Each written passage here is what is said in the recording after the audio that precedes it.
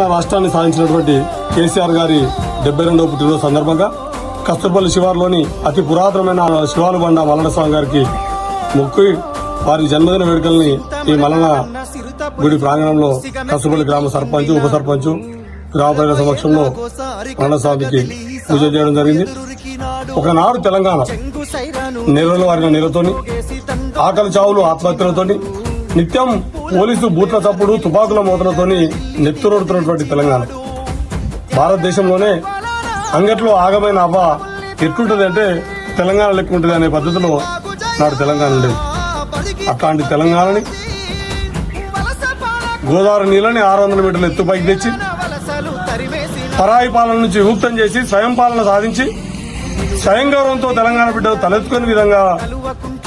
బతికే విధంగా ఒక స్వయం గౌరవాన్ని, అదేవిధంగా పరాయి పాలన నుంచి విముక్తి చేసి స్వయం పాలనని,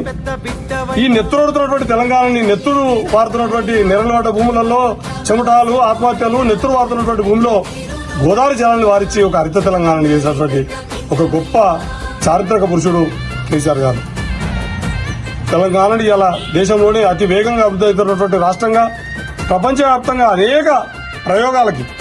అంటే ప్రధానంగా కష్టజీవులకి, అంటే రైతాంగము తమ శ్రమను నమ్ముకొని సంపద సృష్టించినటువంటి రైతాంగానికి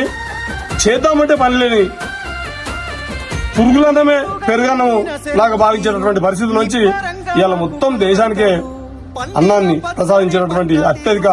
పంటని పండించేటటువంటి రాష్ట్రంగా తీర్చిదిద్దినటువంటి నాయకుడు.